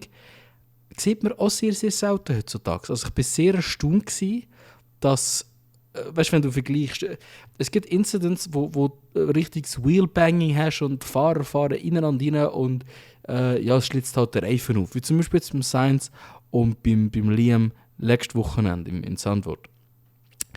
Und im Alonso ist nichts derwegen passiert und einfach nur, weil er über Curbs gefahren ist, hat die Radaufhängung einfach aufgegeben. Du hast es ganz genau gesehen in der Slow-Mo-Wiederholung, es hat einfach aufgegeben. Fahrt drüber und das Auto hängt runter. Ich muss sagen, ich hatte zuerst die ganze Zeit das Gefühl gehabt, er hat hinten rechts einfach eine Platte. Aber ich habe das nur erwartet, dass er einfach seine Radaufhängung aufgibt. Und ja, ich finde es krass, dass er er hat schon reagiert darauf, aber man hat so ein bisschen gemerkt, so, ja, es ist jetzt halt wieder, es ist halt einfach passiert. Oder? So ein bisschen, ich glaube, der Alonso hat langsam ein bisschen die Schnauze voll. Ja gut, er sollte schon lange aus der Formel 1 aus. Also nicht, weil er nichts kann. Ich meine, wenn er will, oder respektive wenn das Auto auch gut ist, dann fährt er auch gut. Mhm. Aber es ist halt einfach, er ist einfach halt schon zu lange in der Formel 1, glaube ich. Und bei ihm ist es halt auch so, er schaut jetzt einfach noch, wie es nächstes Jahr ist oder wie es läuft. Und wenn er merkt, okay, es geht immer noch nicht oder es ist immer noch scheiße, dann wird er auch aus der Formel 1 rausgehen, wie der Hamilton auch. Und dann ist es mit ihm. Klar, es ist schade, weil er ist eben... Er ist eigentlich von seiner Art und Weise, ich finde ihn mega sympathisch auch, obwohl das manchmal so ein bisschen als Arschloch rüberkommt. Er ist aber wirklich eigentlich ein cooler Typ. Und ja, er wird sicher auch fehlen, sage ich jetzt in der Formel 1, aber man merkt schon auch, wie du gerade gesagt hast, dass er halt einfach auch nicht mehr so die Motivation hat und ja, für ihn ist es einfach halt wahrscheinlich auch so ein bisschen eben, ja, wenn das Jahr vorbei ist, ist gut, schauen wir nächstes Jahr. Ja, absolut. Und ich glaube, nächstes Jahr wird für viele Fahrer so ein bisschen der End of the Road sein. Ja, es ist halt einfach... Ja, ich glaube, wir müssen nicht noch darüber diskutieren, ob man die Dingsregeln gut finden, Motorregeln oder nicht. Das ist, keine Ahnung, ich bin super. Aber das kann man ja mal in einem Special-Podcast wirklich noch ein bisschen also was ich noch schon reinwerfen ist, ja. Ich könnte schon wieder kotzen, weißt du? Der hat irgendein Doppel hat das Poster gehabt, dass die Kehren 400 km/h laufen. Ja, logisch. Da könnten wahrscheinlich die heutigen Autos auch, wenn man nicht Aerodynamik richtig drauf haben. Wenn du alles flach stellst, wird die Dinge logisch laufen, die 400 km/h. Aber schlussendlich ist gleich der Fakt da, dass die Autos nur maximal 20 Sekunden pro Runde die volle Leistung haben und nachher laufen die Drossel blöd, weil sie die Batterie wieder chargen müssen. Das ist einfach so behindert und das checken sie wieder nicht. Und darum eben, also viele sagen zwar nächstes Jahr wieder richtig krass werden, die Formel 1. Ich zweifle sehr stark daran, aber ich habe das Gefühl, es wird nächstes Jahr so richtig artificial wirken. Halt so wie wenn du, ich weiß nicht, ob du auch schon mal ein ganzes Formel E-Rennen geschaut hast, aber immer wenn ich mir mal so ein Rennen gibt, ist es schon lange her wieder, habe ich einfach so das Gefühl, es ist so, einfach so künstlich, das Rennen. Es ist so mit dem ganzen Boost, wo du draussen rum kannst fahren in der Kurve, um noch zu holen und so. Es ist so, keine Ahnung. Kommt sicher auch noch, musst schauen. So ein Scheissdreck. Ja, halt wirklich. So ein Scheissdreck kommt da wirklich noch. Also, ganz Active Aero und so. DRS ist schon genug. Es ist wirklich schon genug. Und du kannst Formel 1 spannend machen, indem du wirklich einfach zurückschraubst mit Regulationen. Wenn du einfach... Ich weiss, es werden Sachen ausgenutzt, aber ich sage es die ganze Zeit, jetzt, wo wir ein Budget Cap haben, kannst du nicht unendlich Sachen ausnutzen. Und wenn du einfach, sagen wir, das Budget Cap noch mal ein bisschen runterschraubst, sagen wir, es sind nur noch 100 Millionen, die du investieren kannst im Jahr. Jetzt sind es, glaube ich, immer noch 130. Sagen wir, du kannst nur noch 100 Millionen investieren, aber keine Regeln, außer halt wirklich Sachen, die effektiv Safety Concerns sind, wie halt, du brauchst ein Halo, du brauchst ein gutes Monocoque, wo kann jeder Aufprall auffahren. Und es dürfen keine Fancars gemacht werden, also Autos, die sich selber den Boden absaugen und so Sachen. Du nimmst das alles raus, wo Security relevant ist und sagst, viel Spass machen. Das wäre so unglaublich interessant zum schauen, was sie für neue Lösungen und Ideen haben. Und ich habe nicht das Gefühl, dass es wirklich unmöglich ist. Ich weiss, ich bin kein Ingenieur, aber es ist einfach in meinen Augen zu stark reguliert. Und ich wäre wirklich dafür, dass man einfach ein Budget gibt und sagt, viel Spass machen. Ich glaube, das wird Formel 1 wieder viel spannender machen. Ja. Das ist es so, ja. Also ich meine, der fängt ja auch schon beim Motor an, wie komplex der ist. Jetzt, zum Glück eben, es gibt ja jetzt wieder mehr Gerüchte, es verdichten sich wieder mehr Gerüchte darum, dass der V8 wieder retour kommt ab 2029. Also es wäre cool.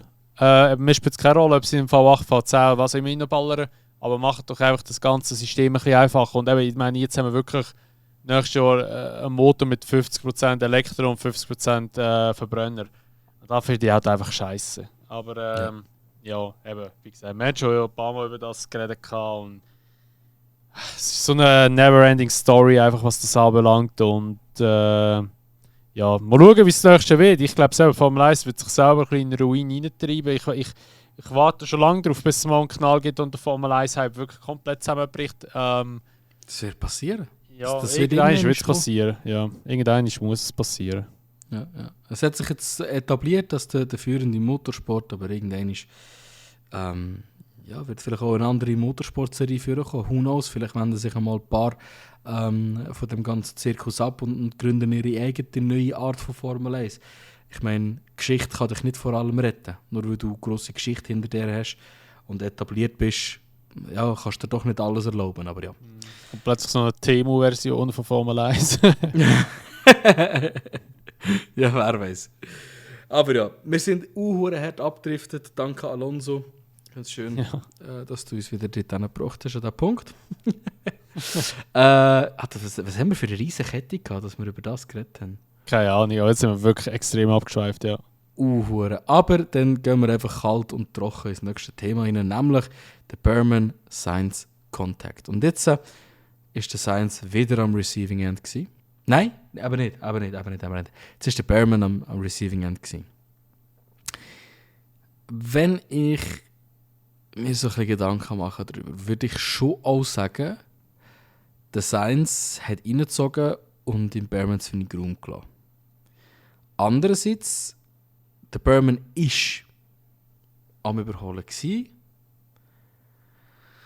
hat aber nicht die ganze Autolänge vorne dran gehabt, wobei man sagt, ja, was ist es, Front-Wing oder Fronträder müssen am Seitenspiegel sein oder etwas. Und das ist, glaube ich, nicht ganz der Fall. Also es war so ein bisschen Knebe in der Mitte von ihm. Also hat der Sainz wahrscheinlich das Gefühl gehabt, ich muss ihm nicht so viel Platz lassen. Vielleicht hat er auch nicht gecheckt, dass er schon so weit vorne ist. Ich finde es vom Sainz ein bisschen ein komischer Move. Ich finde es vom Berman aber auch ein bisschen ein waghalsiger Move. Ich würde aber niemals irgendeinem von denen eine Strafe geben. Und jetzt haben wir 2 Incidents nacheinander, beides mal mit dem Sainz leider, wo ich in meinen Augen einfach ein Racing-Incident gesehen habe und wir haben eine Penalty bekommen. Und dann nicht nur einfach irgendeine Penalty, es war ein 10-Sekunden-Penalty. Ich finde das mehr als zu grob für das, was passiert ist. Ich finde, maximal hat man eine 5-Sekunden-Strafe geben können.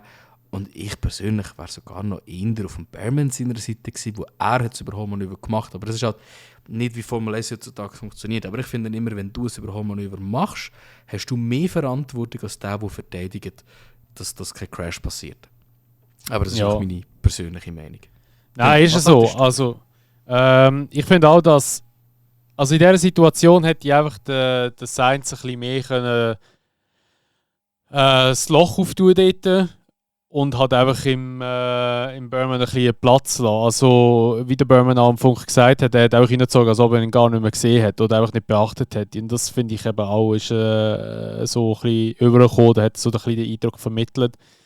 Und dass dann, der Berman hat ja nachher die Strafe bekommen, gell? Habe ich gemeint. Oder war das eins gewesen? Ich habe gesagt, der Berman hat die Strafe bekommen. Ja, nein, es ist der Berman gewesen. Ja, aber gell, nachher die Strafe bekommen. Ja. Ich finde, das war eine Fehlentscheidung, bin ich ganz ehrlich. Ja. Also klar, du kannst mit dem Argument kommen, ja, eben, du bist nicht auf der Höhe vom Aussenspiegel, du musst einen Platz lassen, wenn er so kommt. Aber gleich denke ich mir so, ja, Kollege, du kannst dich ja auch nicht in Luft auflösen. Und wenn das eins einfach seine Zeit, dann ist das auch irgendwo durch einen Fehler. Und ja, also ich hätte jetzt dort also das Ganze eigentlich nicht so streng gewesen. Also wenn dann hätte ich einfach ein Racing-Incident gegeben, aber nicht ein Penalty. Also auch nicht gegen den Berman. Denkst du, dass, und das sollte wirklich definitiv nicht so sein, Sandwort eine Rolle gespielt hat in der Entscheidung von dieser 10-Sekunden-Penalty? Weil wer auch immer dort in Monza war, denkt hat, der Sainz, ja, den haben wir letzte Woche schon bestraft und das war her und denke, so ein bisschen knapp und ja komm, jetzt gehen wir in Berman rein dafür. Schwierig. Ich glaube jetzt weniger zwar, aber es ist sehr schwierig zu sagen. Denkst du nicht, ja? Ja, weniger. Gut.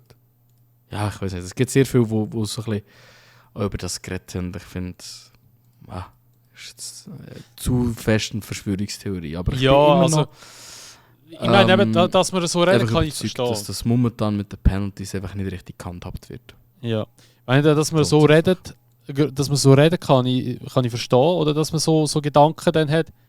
Aber ich glaube es nicht, dass das so der Grund ist. Also, dass ich denke, so, ich meine, es sind ja nicht mehr die gleichen Stewards gewesen, es sind ja andere gewesen. Bei jedem Rennen sind ja wieder andere Leute. Und darum denke ich nicht, dass die einfach so dachten, so, ja, das letzte Mal ist ein bisschen stark bestraft, oder ja, komm, wir lassen es jetzt durchgehen und beginnen zum Berman und so. Ich glaube weniger. Okay, gut. Ja, ist eine interessante Ansichtssache, aber ja, bin ich absolut auf deiner Seite. Schlussendlich eben, ich glaube, wir können zusammenfassen, eine unverdiente Penalty für einen Berman, ein Incident, das in meinen Augen ein Race-Incident gewesen wäre, maximal eine 5 Sekunden Strafe oder eine Verwarnung. Ja. Dann, bevor wir noch zum offensichtlichen Thema kommen, wollte ich noch schnell das Thema Antonelli anhauen. Der hat ja wieder nach Sandwort schon schlechtes Rennen, jetzt 9 schon schlechtes Rennen gehabt. Und hast du ein bisschen gehört, was der Toto über ihn gesagt hat? Ja, genau nicht. Ich habe nur mitbekommen, dass er ihn nicht so verteidigt hat, wie er es schon immer macht. Ja, genau. Also das ist auch so ein bisschen das, was ich weiss. Ich habe zwar nicht Quotes in dem Sinn vom Toto, aber er hat inzwischen immer extreme Schutz genommen. Aber er hat so etwas along the lines, wie gesagt, kein Quote, ist nicht das, was er gesagt hat, er hat etwas along the lines gesagt von es ist langsam Zeit, dass er etwas zeigt. Und bin ich schon auch im Toto seiner Meinung. Ich will gerade schauen, ob ich es sogar vorholen kann. Aber ich finde, Antonelli zeigt bis jetzt einfach nicht die Leistung, die er sollte in diesem Jahr. Was denkst du? Ist das deiner Meinung auch so? Ja gut, eben, ich glaube, bei ihm ist das Problem, dass er halt in die Formel 1 reingekommen ist und da hat es geheißen, ja, das ist der zweite Max Verstappen oder so ziemlich wie der Verstappen. Und ja, er ist effektiv nicht schlussendlich, auch wenn er jetzt noch aufdrehen will. Ich meine, Verstappen hat von Anfang an immer gut geliefert gehabt. Bei ihm ist das halt einfach nicht der Fall. Und wenn du halt einfach vergleichst, die Zeiten zum Russell, und klar, man kann jetzt sagen, ja, Russell ist ja schon länger in der Formel 1 und alles drum und dran.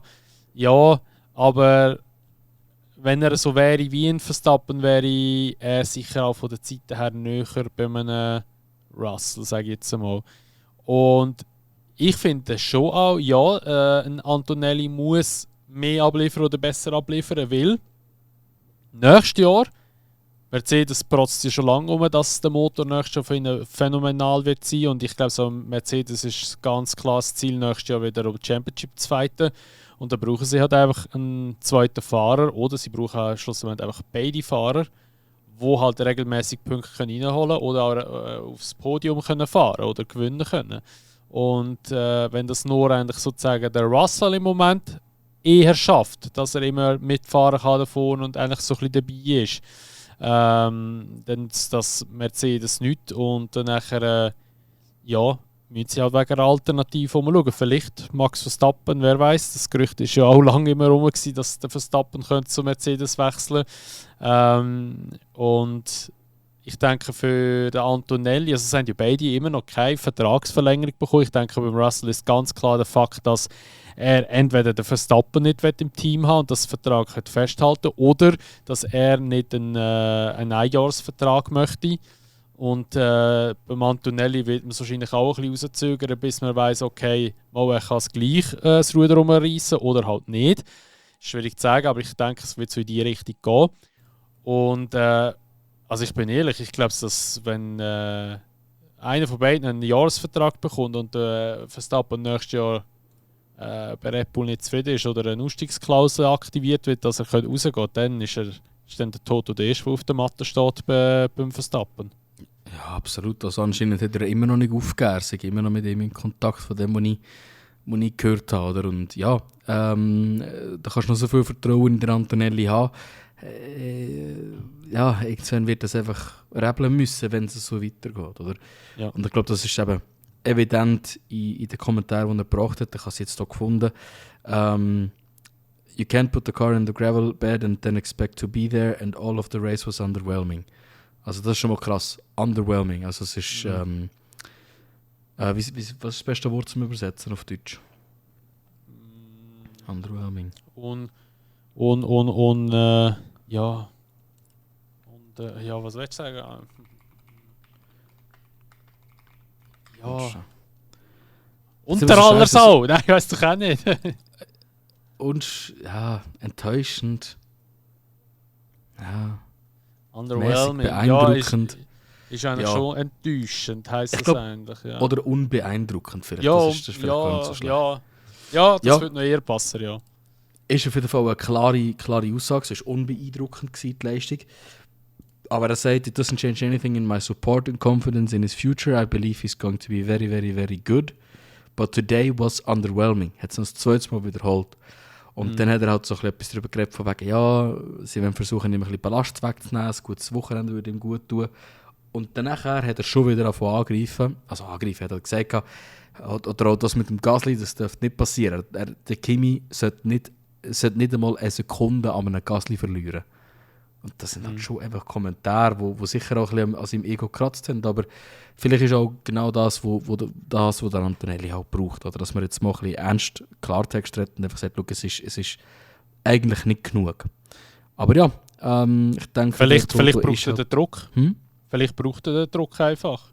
Ja, also weißt, er hat schon genug Druck wahrscheinlich, oder viel Druck, aber vielleicht braucht er eben genau den Druck noch, weißt, vom Toto selber, weil jetzt hat er immer gewusst, so vielleicht insgeheim so, ja, der Toto ist ja eh auf meiner Seite. Aber was ist Genau, jetzt plötzlich wenn er sich muss beweisen? Vielleicht hilft mir das.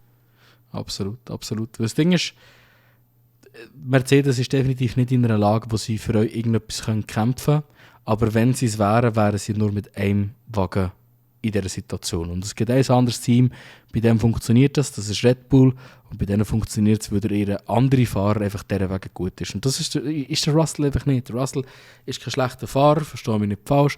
Aber wenn Mercedes vorher kämpfen würde sie die Championship verlieren, weil der Antonelli nicht kann mithelfen. Oder er muss mindestens nur jedes 3., 4., 5. Rennen kann mithelfen. Und das ist einfach nicht genug gut für Mercedes, ein Team, das in dieser ganzen Zeit, wo sie gefahren haben, eigentlich sich nur als Gewinner gewöhnt haben. Oder? Und von dem her, ja, längert das einfach nicht, wenn du nicht beide Fahrer vorne noch mitfahren hast.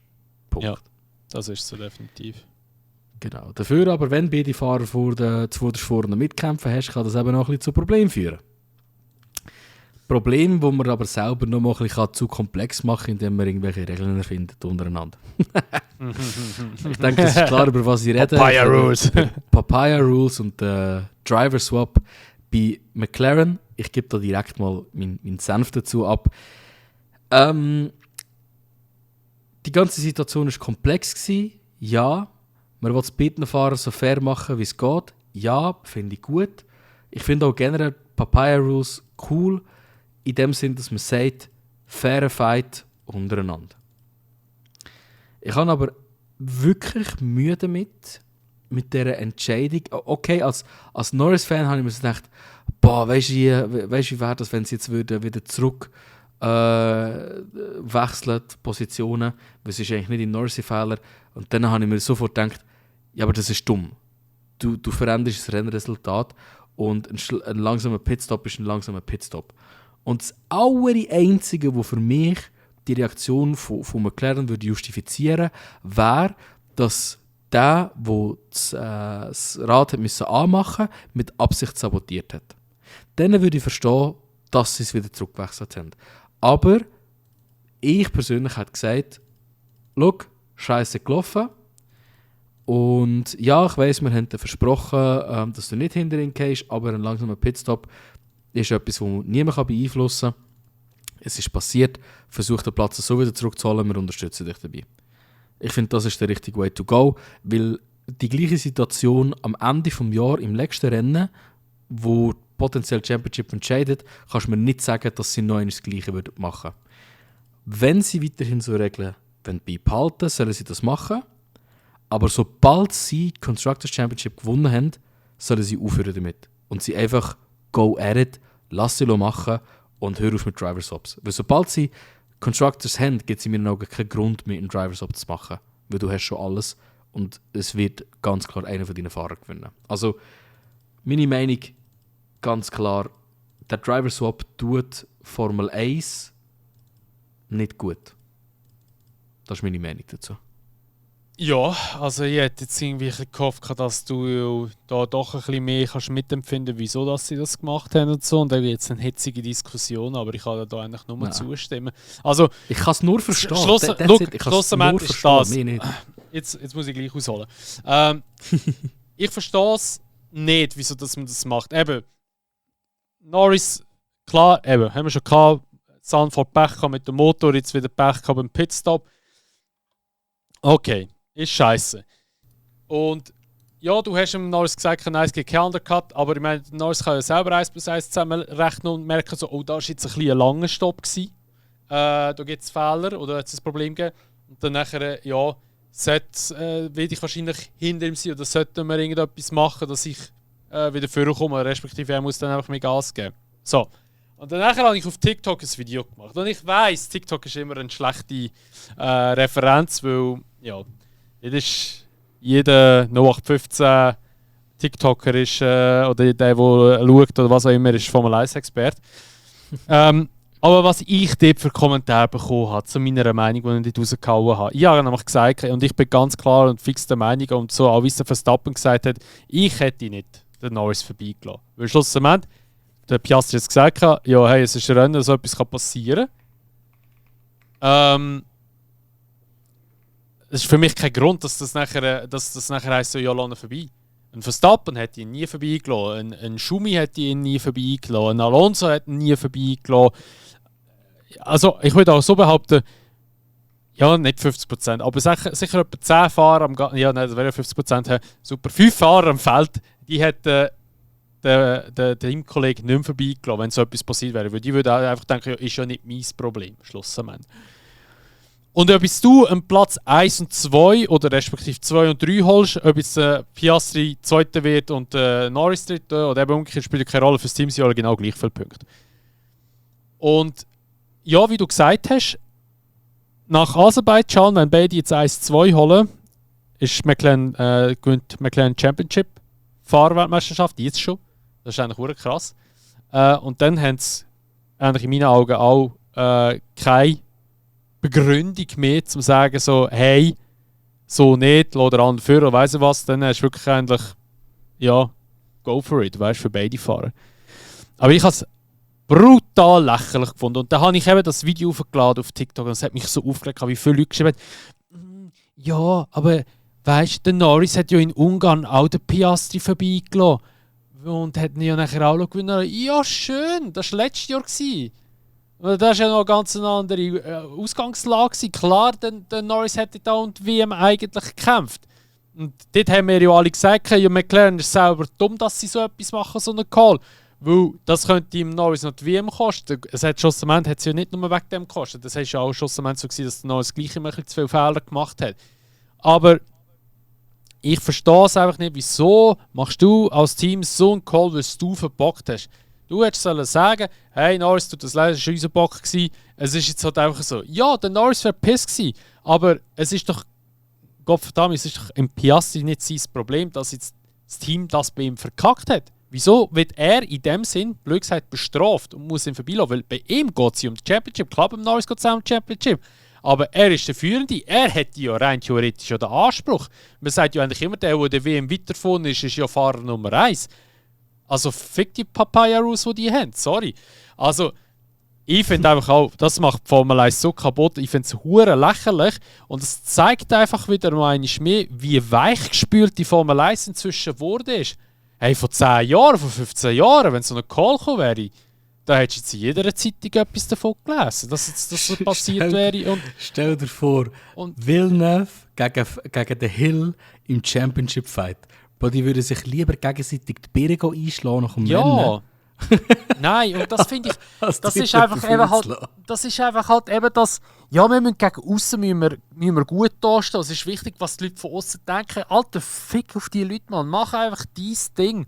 Und das finde ich halt einfach schade. Und ich habe wirklich gehofft, dass der Piastri das nicht macht. Schau, der Max an in Brasilien, wo er den Perez einfach nicht vorbeigelassen hat. Und wo er dann sich aufgeregt hat. Ja, das ist richtig so, Mann.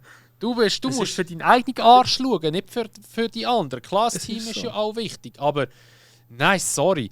Das macht mich einfach so hässlich. Und dann, wenn die Leute kommen, so von wegen so, ja, in Ungarn ist es ja so gewesen. Alter, der Piastri hat den Norris in Brasilien 2-mal vorbeigelassen, der Tobu hat sich 3 gehabt und hat ihn nachher nochmal vorbeigelassen. Und dann kommen wir mit, ja, in Ungarn hat er auch vorbeigelassen. Ja, Alter, er hat es ja nachher wieder gut gemacht in Brasilien. Also, weißt du, ich verstehe das nicht. Und so Zeug macht mich richtig hässlich, weil es einfach so weich gespült ist. Sorry. Das macht mich wirklich richtig aggressiv. Weißt du, viele sagen ja einfach nachher, es ist nicht fair. Ja, logisch ist es nicht fair. Es ist Racing. Ist Formel 1 je schon mal fair gewesen? Nein, es war nie im Leben fair gewesen. Nein. Ist 2021 fair gewesen? Nein. Nein! Es ist Racing.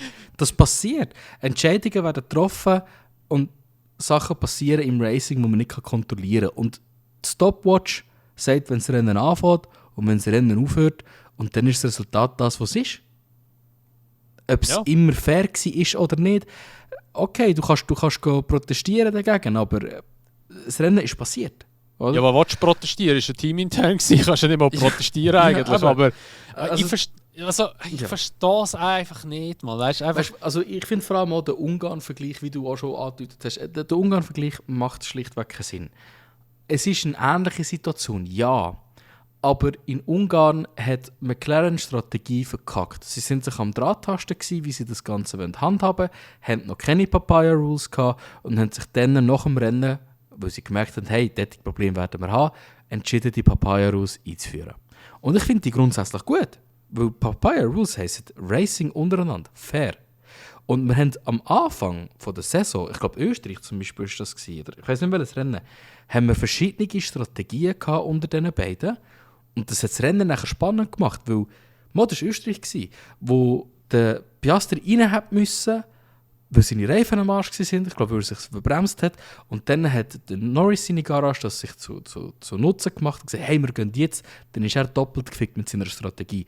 Ja. Das sollte der Papaya Rule sein. Das macht Spass zum Zuschauen. Und so sollte es sein. Für immer. Und hier in Monza ist es ganz anders als in Ungarn, weil du hast in Monza den Piastri, der potenziell einen Threat von einem anderen geht, vom Leclerc hat, was in meinen Augen kein realistischer Threat war, weil der Leclerc viel zu langsam war und viel zu weit weg war. Und selbst wenn, hätte er ihn zurück überholen können. Aber okay, ich verstehe, dass er nicht dagegen schützen will. Und den Norris gehen fragen, ist es okay, wenn wir den Piastri zuerst pitten? Weil Rules besitzen, so ein bisschen, ich sage, Rule of Thumb für Teams, die weit vorne sind, ist, wer vorne ist, wird zuerst pittet oder hat mindestens die Entscheidungsmöglichkeit, wer zuerst pittet werden. Und der Norris hat extra gefragt, hey, habe ich denn ein Risiko, undercutted werden von ihm? Dann will ich es nicht und sonst ist okay. Und dann haben sie gesagt, nein, ist gut, du wirst nicht undercutted. Und das wäre ja auch so gewesen. Das Einzige, was das verhindert hat, ist ein langsamer Pitstop. Ich kann mir nicht vorstellen, dass der Norris effektiv, er hat es scheiße gefunden, er wäre hässig gewesen an diesem Tag, aber er hat es im Team, nehme ich jetzt mal an, nicht übel genommen, weil es ist Racing und er weiss das. Er geht das Risiko ein. Er hätte einfach auch können sagen, nein, gibt es nicht, ich pitte zuerst. Hätte er auch können machen. Also wieso müsst ihr das dann, wie du sagst, so verweichlichen und sagen, ja komm, gib ihm doch den Platz zurück. Und nicht nur das. Der Norris hat das ganze Wochenende über und auch gegen Ende Rennen eine bessere Pace als der Piastri. Er hat ihn sowieso wieder eingeholt. Und auch wenn es dann einen Fight gegeben hat, ist doch geil. Ihr habt den Scheiß schon gewonnen. Hört auf, Sachen erfinden. Wirklich. Geht einfach Rennen fahren. Das ist, ich glaube, das ist Quintessenz aus dem Ganzen. Geht einfach Rennen fahren. Ja. Ich meine eben, es gibt eben so viele Beispiele. Ich meine, Hamilton-Rosberg, meinst du, dort hat es so etwas gegeben? Kannst du vergessen. der Hamilton hat noch einen extra langsamer gemacht in Abu Dhabi, dass der Vettel an Rosberg herkommt, dass er ihn überholt, dass der Hamilton könnte, also dass er eine Championship könnte gewinnen 2016. Weißt du, so Zeug ist gemacht worden. Eine kleine Anekdote vom Rosberg. Der Schumacher hat mit Absicht im Rosberg seine Pre-Race-Routine kaputt gemacht, indem dass er das WC besetzt hat. So dass der Rosberg nicht pissen konnte und nachher nur noch 2-3 Minuten hatte und dann ganz kurz schnell musste pissen und nachher aus dem Konzept raus war. Ja. Eben so Zeug hat man früher gemacht. Ja. Und heute helfen sie sich wahrscheinlich gegenseitig noch beim Abschütteln. Nein, es ist zum Kotzen, weißt du, wirklich. Es ist nicht normal. Es ist wirklich. Ja. Ich finde das schade, weil Formel 1 ist eigentlich immer so. Ja, das ist jetzt ein bisschen blöd, aber es ist so wirklich so, weißt du, so der egoistische Männersport gewesen, blöd gesagt. Und du bist der Beste und alle anderen können nichts, weißt du, in dem Stil war es. Und es ist halt schon so, seitdem das Formel 1 einfach so in dem Hype ist und eben, das ist ja wie das ganze Fluchen und so, du darfst ja alles auch nicht mehr und es ist einfach so verweichlicht worden. Und ich finde es so schlimm, dass das Team auch wirklich im Rennen anwendet, dass halt einfach der Haussegen da steht und alles gut ist und dass sich alle gerne und alle umarmen und Viertel küssen und weiss nicht, ich könnte kotzen, wirklich. Und darum bin ich Gott froh, dass es einen Verstappen gibt in der Formel 1, der einfach gegen Strom schwimmt. Und, oder auch ein Alonso würde das auch so machen. Darum bin ich froh, dass es diese Leute noch gibt in der Formel 1. Weil sonst ist es einfach wirklich nur noch zum Kotzen anfangen, wirklich.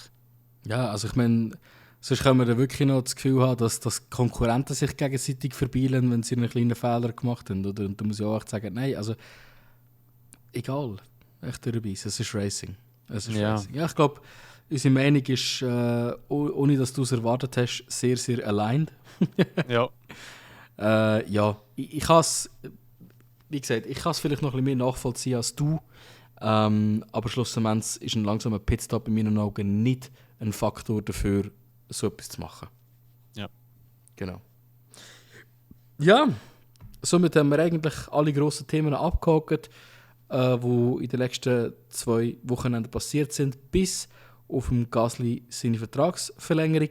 Muss ich sagen, kommt für mich nicht unbedingt als Surprise. Ich kann erwarten, dass er noch sehr lange bei Alpine wird fahren und ich hoffe für ihn, dass Alpine als Team selber wirklich die richtigen Schritte vorwärts macht, weil er hat wirklich verdient, wieder vorne mitzufahren. Aber finde ich gut, die Verlängerung. Schönes Thema zum Abrunden von dem Podcast, zum ein bisschen oben runterkommen noch einmal. Genau. Ja, nächstes Jahr auch schon mit Mercedes-Motoren am Start, den Alpine. Bin ich auch gespannt. Ich glaube, das kommt aber schon gut, weil der Alpine ist nicht schlecht gewesen die letzten paar Jahre und Hauptproblem ist ihr Motor gewesen, der ein paar Horsepower weniger hat als alle anderen und das war ja gefreezed gewesen. Also von dem her, und halt der Zweifahrer meistens auch. Ja, mal schauen, wie das so wird mit Alpine. Aber ich glaube, es ist sicher schon mal nicht schlecht, dass sie mit Mercedes-Motoren fahren, wenn ja Mercedes da so am Bluff ist, dass sie so einen guten Motor werden haben nächstes Jahr. Hoffen wir auch wirklich, sie bringen einen guten Motor dann her. Und ich bin gespannt. Audi hat ja auch noch heute oder gestern announced, dass sie mit Adidas zusammen arbeiten werden als Team-Supplier. Bin dann auch gespannt, ich denke, Audi wird gleich mal ein bisschen die Webentrommel schwingen, weißt so so sehen wir aus, so Teamkit-mäßig. Also klar, da wird es schon erst nächstes Jahr sein, aber so, weißt so ein bisschen Farben anteasen und so. Kann ich mir schon vorstellen, dass da mal gleich etwas wird kommen dann. Aber werden wir dann sehen. Weil Formel 1-Saison 2026 startet ja schon Ende Januar mit Pre-Season-Tests in Barcelona. Macht voll Sinn, da wird sicher noch Schnee haben dort unten. Aber we will see. Gut, da würde ich mal sagen, wäre es das mit der heutigen Episode vom Unsafe Release. Wieder schön fast 1,5 Stunden, so wie es etwa muss sein. Wir hoffen natürlich wie immer, dass euch die Episode gefallen hat. Und wenn ja, würden wir uns natürlich immer über eine Bewertung freuen im Podcast. Also wenn ihr unseren Podcast bewerten und auch dementsprechend noch mit eurer Familie, Freunden, Kollegen, was auch immer teilen. Und dann würdet ihr uns sehr supporten mit dem. Und ja, wie gesagt, das war es mit der heutigen Episode. Danke vielmals fürs Zuhören und dann hören wir uns dann wieder in der nächsten Episode wieder vom Unsafe Release.